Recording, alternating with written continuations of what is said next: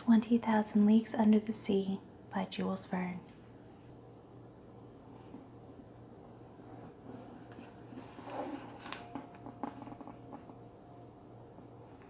Today I wanted to share with you one of my favorite books.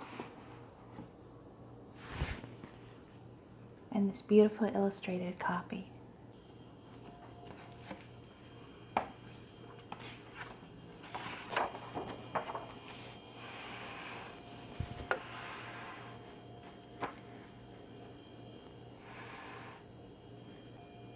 Chapter 1: A Shifting Reef.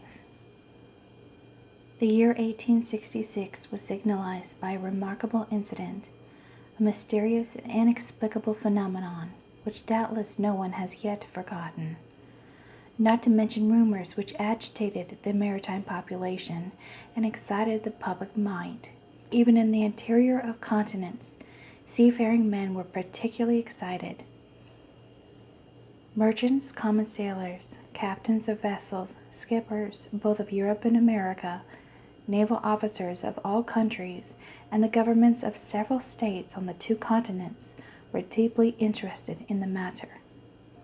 For some time past, vessels have been met by an enormous thing, a long object, spindle-shaped, occasionally phosphorescent, and infinitely larger and more rapid in its movements than a whale.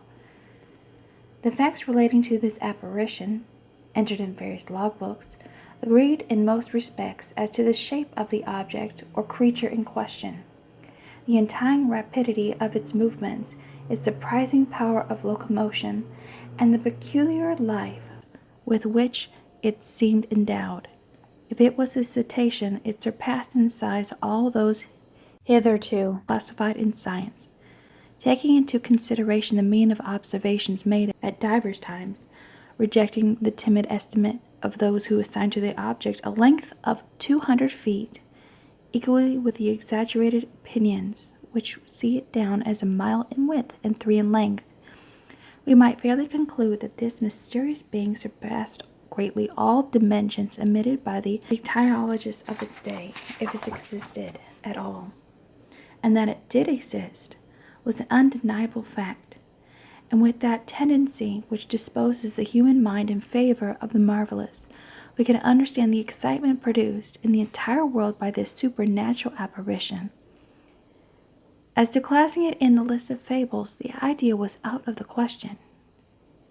On the 20th of July, 1866, the steamer Governor Higginson of the Calcutta and Burnock Steam Navigation Company had met this moving mass 5 miles off the east coast of Australia. Captain Baker thought at first that he was in the presence of an unknown sandbank. He even prepared to determine its exact position when 2 columns of water, projected by the inexplicable object, shot with a hissing noise 150 feet up into the air. Now, unless the sandbank had been submitted to the intermittent eruption of a geyser, the Governor Higginson had to do neither more nor less than with an aquatic mammal, unknown till then, which drew up from its blowholes columns of water mixed with air and vapor. Similar facts were observed on the 23rd of July, in the same year, in the Pacific Ocean by the Columbus of the West India and Pacific Steam Navigation Company. But this extraordinary cetaceous creature could transport itself from one place to another with surprising velocity, as in an interval of 3 days. The Governor Higginson and the Columbus had observed it at 2 different points of the chart, separated by a distance of more than 700 nautical leagues. 15 days later, 2,000 miles farther off, the Helvetia of the Compagnie Nationale and the Shannon of the Royal Mail Steamship Company, sailing to windward in the portion of the Atlantic lying between the United States and Europe, respectively signaled the monster to each other in 40 degrees 15 minutes north latitude and 60 degrees 35 minutes west longitude. In these simultaneous observations, they thought themselves justified in estimating the minimum length of the mammal at more than 350 feet, as the Shannon and Helvetia were of smaller dimension than it, though they measured 300 feet overall. Now the largest whales, those who frequent those parts of the sea around the Aleutian, Kalmak, and Umgullich Islands, have never exceeded the length of 60 yards, if they attain that.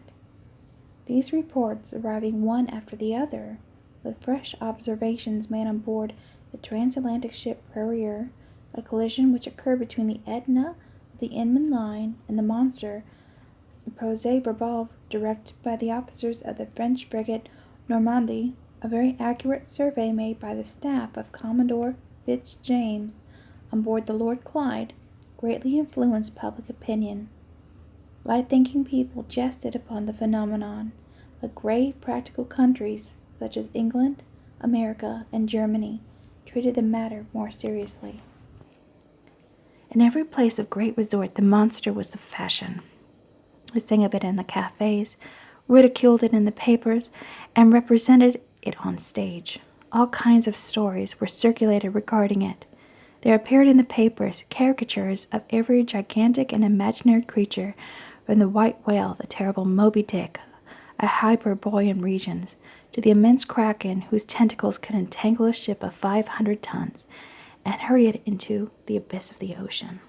The legends of ancient times were even resuscitated, and the opinions of Aristotle and Pliny revived, who admitted the existence of these monsters, as well as the Norwegian tales of Bishop Pontoppidan, the accounts of Paul Heged, and last of all the reports of Mr. Harrington, whose good faith no one could suspect, who affirmed that, being on board the Castilian in 1857, he had seen this enormous serpent, which had never until that time frequented any other seas but those of the ancient constitutional. Then burst forth the interminable controversy between the credulous and the incredulous, and the societies of savants and scientific journals. The question of the monster inflamed all minds. Editors of scientific journals, quarreling with believers in the supernatural, spilled seas of ink during this memorial campaign, some even drawing blood, for the sea serpent they came to direct personalities. For 6 months, war was waged with various fortune in the leading articles of the Geographical Institution of Brazil, the Royal Academy of Science of Berlin, the British Association, the Smithsonian Institution of Washington, and the discussions of the Indian archipelago, of the cosmos of the Abbé Bougnot, and the Metillion of Petermann, and the scientific chronicles of the great journals of France and other countries. The cheaper journals replied keenly and with inexhaustible zest. These satirical writers parodied a remark of Linnaeus, quoted by the adversities of the monster, maintaining that nature did not make fools, and adjured their contemporaries not to give the lie to nature by admitting the existence of krakens, sea serpents, Moby Dicks, and other lucubrations of delirious sailors.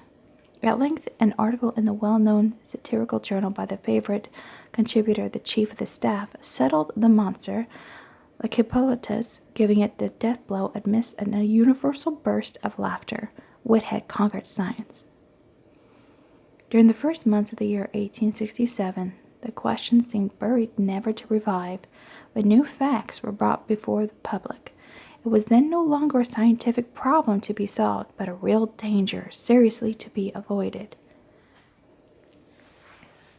The question took quite another shape. The monster became a small island, a rock, a reef, but a reef of indefinite and shifting proportions. On the 5th of March, 1867, the Moravian of the Montreal Ocean Company, finding herself between the night in 27 degrees 30 minutes latitude and 72 degrees 15 minutes longitude, struck on her starboard quarter on a rock, marked in no chart for that part of the sea. Under the combined efforts of the wind and its 400 horsepower, it was going at the rate of 13 knots. Had it not been for the superior strength of the hull of the Moravian, she would have been broken by the shock and gone down with the 237 passengers she was bringing home from Canada. The accident happened about 5 o'clock in the morning. As the day was breaking, the officers of the quarter-deck hurried to the after part of the vessel. They examined the sea with the most scrupulous attention. They saw nothing but a strong eddy about 3 cables' length distance, as if the surface had been violently agitated. The bearings of the place were taken exactly, and the Moravian continued its route without apparent damage. Had it struck on a submerged rock or on an enormous wreck?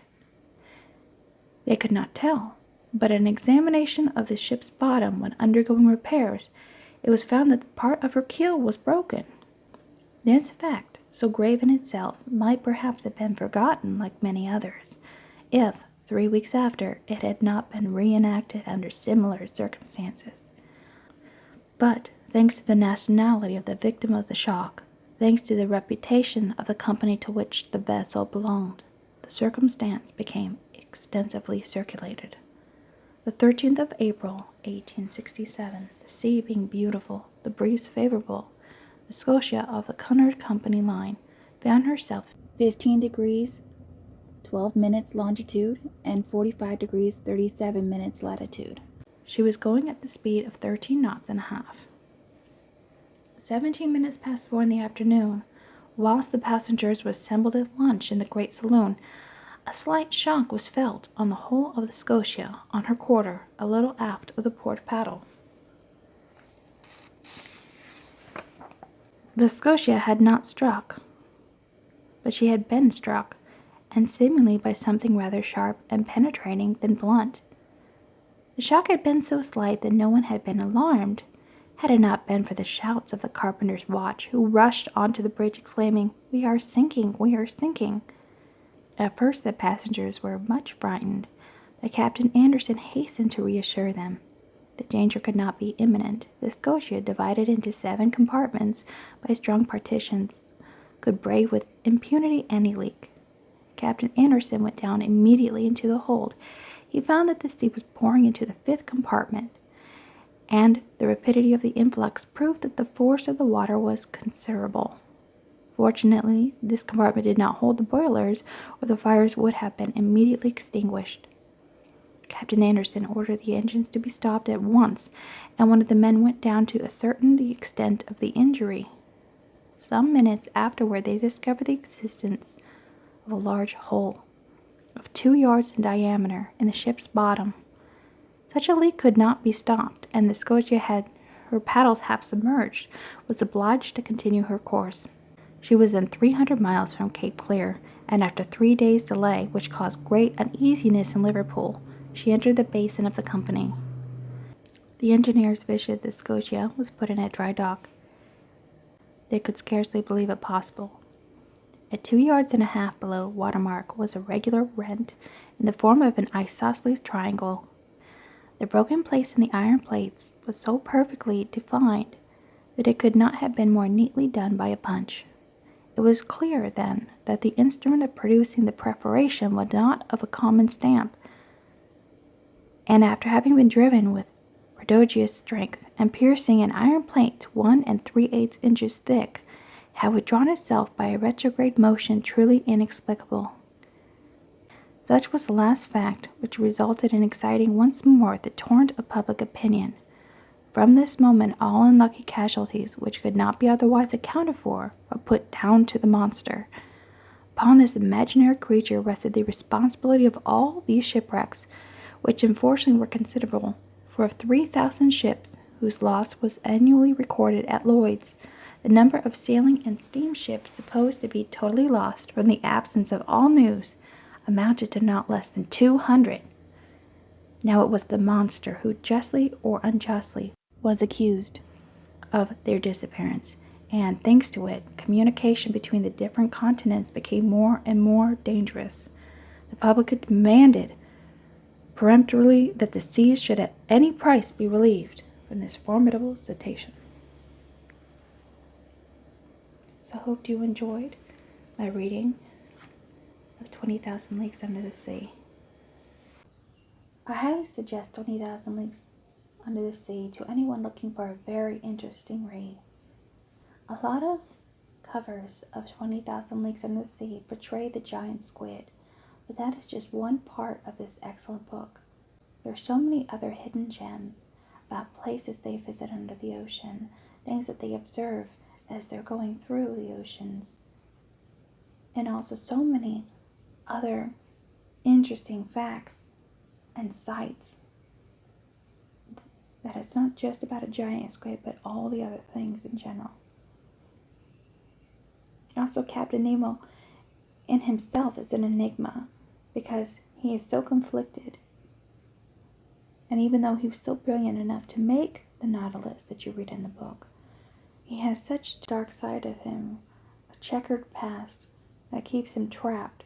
Even though he is free, he is also trapped. And figuring out not just the Nautilus and the mystery of the ocean, you also experience the mystery of Captain Nemo. And I highly recommend this book to anyone. It is a wonderful read, and you will always want to reread it again like I do.